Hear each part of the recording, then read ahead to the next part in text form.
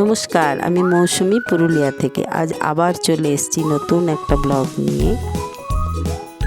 আজ আবার বেরিয়ে পড়েছি বিট্টুদের সঙ্গে গাড়িতে করে। বিট্টু সামনে বসে আছে, আমি আর মনোরমা মানে বিট্টুর মা পেছনে, আর গাড়ি চালাচ্ছে বিট্টুর বাবা ক্ষীরোদ। আজ আমরা যাব পুরুলিয়া জেলার লালপুরের কাছেই ছোট্ট গ্রাম হাতিমারাতে। কালী পুজোর পরদিন পুরুলিয়া জেলার গ্রাম বাংলার মানুষ মেতে ওঠে বাঁধনা পরবে। আর এই বাঁধনা পরবে গ্রাম বাংলার বাড়িগুলো খুব সুন্দর করে সেজে ওঠে। আর এই হাতিমারা গ্রামটাও খুব সুন্দর সেজে উঠেছে, ওটা দেখতেই আমরা যাচ্ছি। বৈচিত্র্যের মধ্যে ঐক্য, এটাই আমাদের দেশের প্রধান সম্পদ। আমাদের দেশে তথা রাজ্যে নানান উৎসব পার্বণ আমরা দেখতে পাই। রাঢ় বাংলা ও সাঁওতাল পরগনার নিজস্ব কিছু লৌকিক উৎসব আছে, তার মধ্যে বাঁধনা পরব একটি, যা বাংলার ঐতিহ্যবাহী এক প্রাচীনতম সাংস্কৃতিক নিদর্শন। পুরুলিয়া জেলার কুর্মী, মাহাতো, লোধা প্রভৃতি সম্প্রদায়ের এটি একটি কৃষিভিত্তিক উৎসব। প্রকৃত অর্থে বাঁধনা পরব হলো আমন ধান চাষের শেষে গরু গাভীদের বন্দনা করে কৃতজ্ঞতা জানানো। বন্দনা বা বন্ধন থেকে হয়তো বাঁধনা শব্দটি এসেছে। এই বাঁধনা পরব নিয়ে একটি কথিত গল্প আছে। বলা হয়, মানুষ একসময় গরু ও মহিষদের ওপর নৃশংস অত্যাচার করত। তখন তারা নিরুপায় হয়ে মহাদেবের শরণাপন্ন হলেন।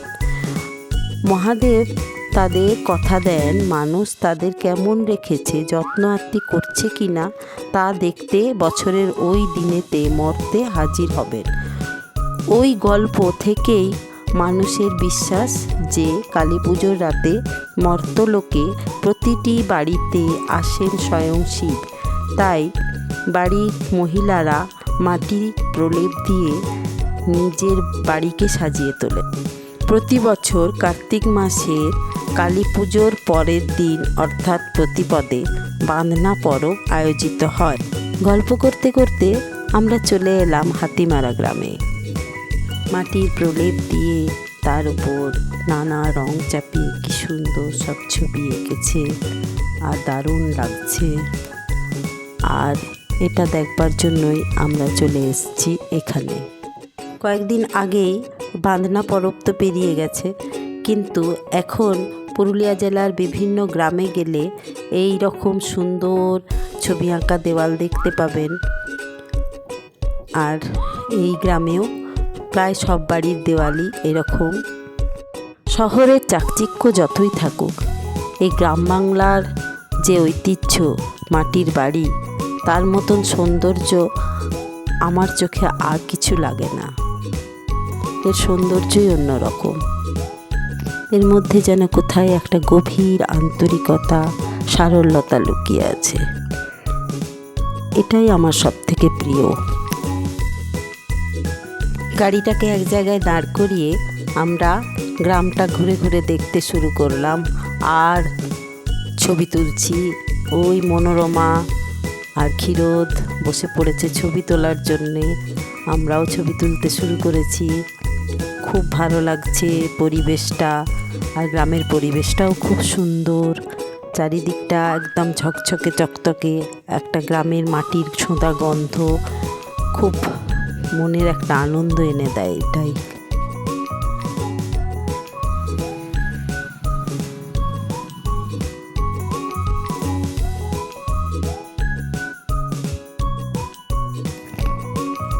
আর গ্রামের মানুষেরা তাদের নিজেদের দৈনন্দিন কাজে ব্যস্ত, তার মধ্যেই আমরা গ্রামটা ঘুরে দেখছি।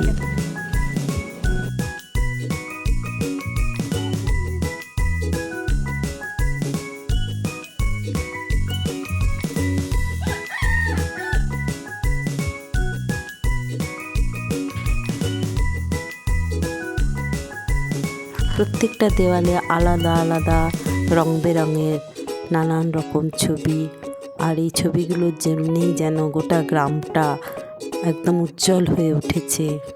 কত শিল্প ভাবনা আছে এই সমস্ত গ্রামীণ মানুষের মনের মধ্যে।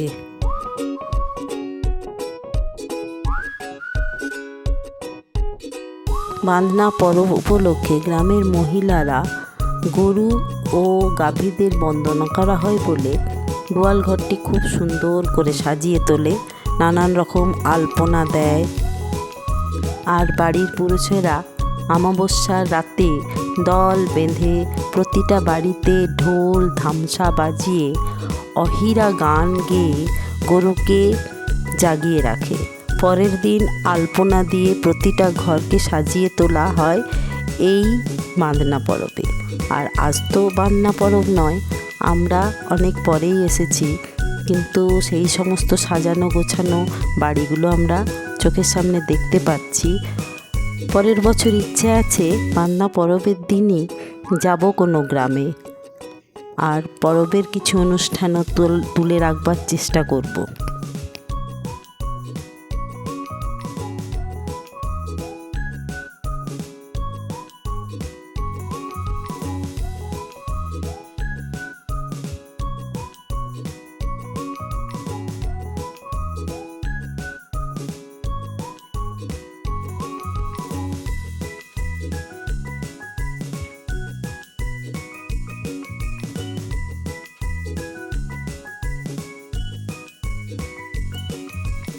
কি মাটি দাও? এগুলো কালো কালো করো কি দিয়ে?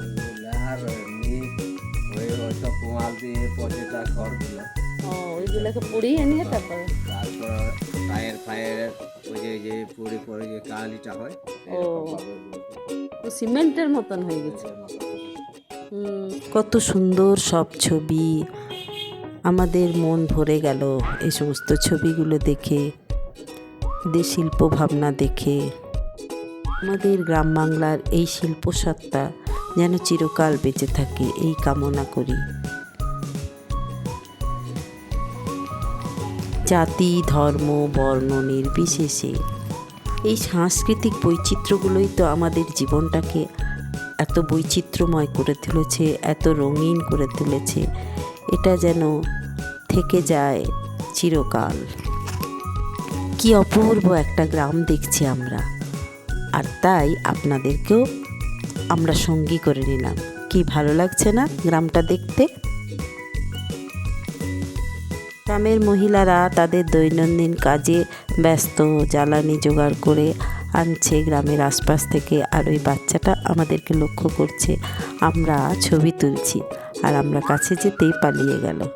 আর একটা বারান্দায় উঠে আমি আর মনোরমা নানান রকম পোজ দিয়ে ছবি তুলে নিলাম আর কি। গ্রামের এই বয়স্ক মানুষগুলো এখানে এক জায়গায় জড়ো হয়ে সন্ধ্যা আড্ডায় বসেছে।